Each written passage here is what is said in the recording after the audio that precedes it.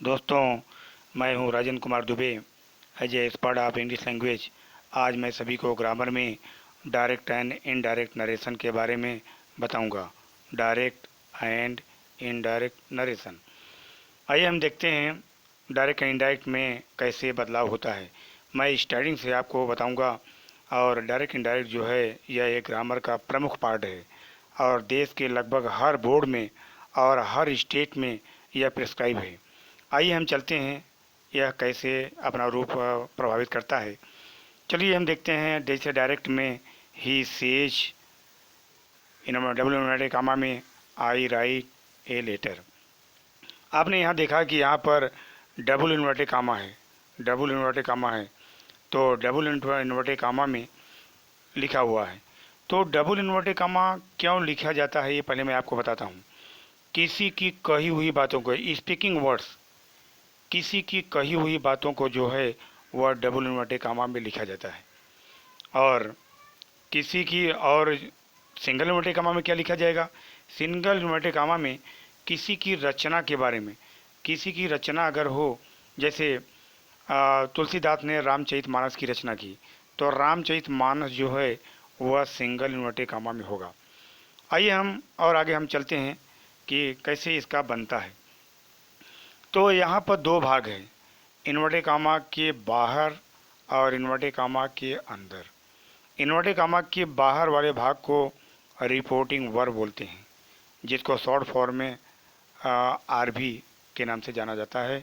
और अंदर वाले भाग को रिपोर्टे स्पीच बोलते हैं, रिपोर्टे स्पीच, जिसको आरएस के नाम से, शॉर्ट फॉर्म में आरएस के नाम से जाना जाता है। तो आइए हम डायरेक्ट इनडायरेक्ट का एक फार्मूला है, डायरेक्ट से इनडायरेक्ट का एक फार्मूला है कि if the reporting verb is in the present और future tense, if the reporting verb is in the present और future tense, the tense of the verb is not change in the indirect speech. यदि reporting verb present या future tense में हो तो direct से indirect बनाते वक्त reported speech के टेंस में कोई परिवर्तन नहीं होता है, केवल दोनों भागों को दैट से जोड़ देते हैं। जैसा कि एग्जाम्पल में क्या होगा, यह ही सेज, सेज यह प्रेजेंट डिफिनिट टेंस है, तो प्रेजेंट डिफिनिट टेंस है और दोनों भागों को जो है दैट से जोड़ दिया गया। अब मैं आप जैसा कि आपको मैंने फार्मूले में बताया कि यदि रिपोर्टिंग वर्ब प्रेजेंट या फ्यूचर टेंस में हो तो रिपोर्टेड स्पीच के टेंस में कोई परिवर्तन नहीं होगा। प्रोनाउन में परिवर्तन हो सकता है, जैसे यहाँ पर ही का प्रयोग किया गया, आई जो है ही में चेंज हो गया। आई जो है आई यहाँ फर्स्ट पर्सन है, फर्स्ट पर्सन सब्जेक्ट के अनुसार बदलेगा। जैसे कि सब्जेक्ट में ही है तो आई ही में चेंज हो जाएगा। आगे मैं पर्सन के बारे में डिस्कस करूँगा, लेकिन पहले कैसे जहाँ परिवर्तन नहीं होता है, जहाँ कोई बदलाव नहीं होता है, वहाँ पर मैं आपको यहाँ बताता हूँ। That he says that he writes a letter, he writes a letter, जो कि टेंस में कोई परिवर्तन नहीं हुआ है। आगे और हम देखते हैं, जैसे she says Raju is eating a mango.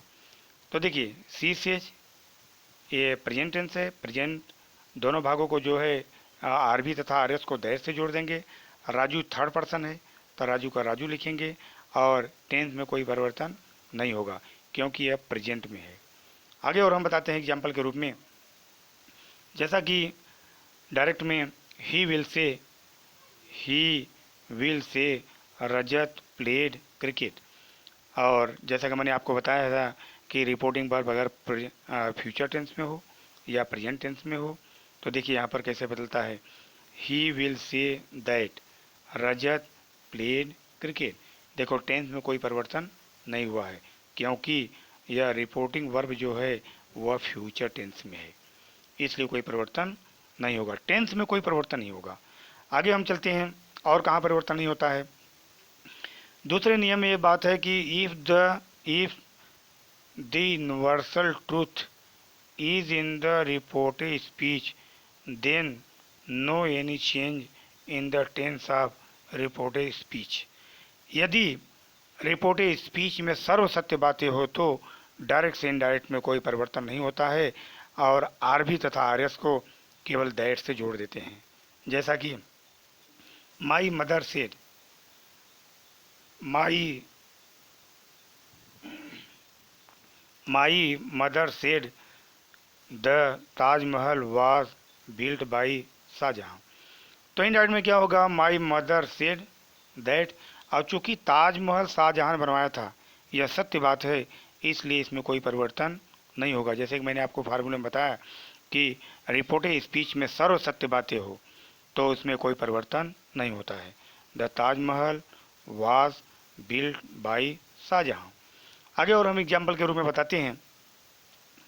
जैसे डायरेक्ट में माई फादर सेड, मेरे पिताजी ने कहा, my father said the sun rises in the east, मेरे पिताजी ने कहा सूरज पूरब में उगता है।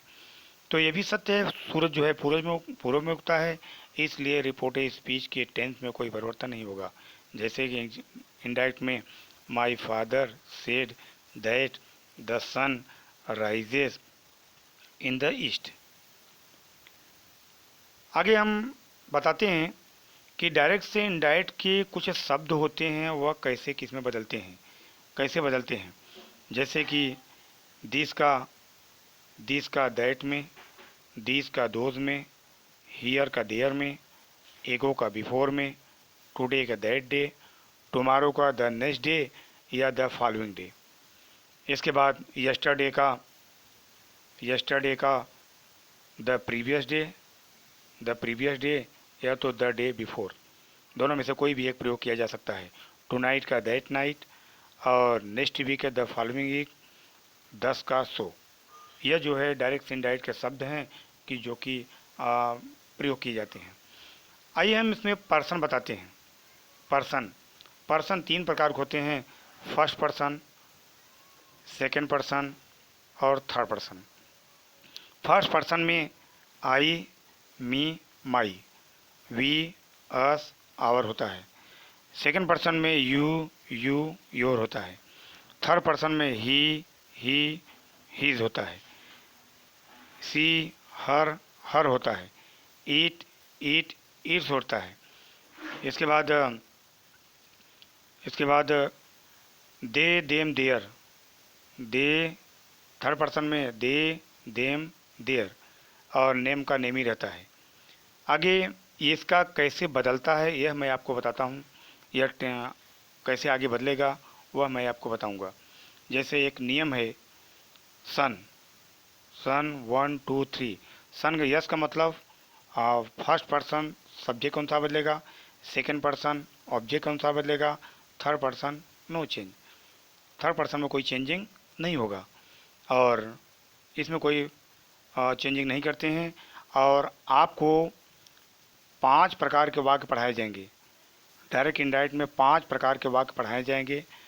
पहला जो है साधारण वाक्य, दूसरा प्रश्नवाचक वाक्य इंट्रोगेटिव सेंटेंस, तीसरा जो है इम्परेटिव सेंटेंस आगे सूचक वाक्य, चौथा जो है एक्सक्लेमेटरी वाक्य और पांचवा जो है इम्परेटिव सेंटेंस ऑप्टेटिव सेंटेंस।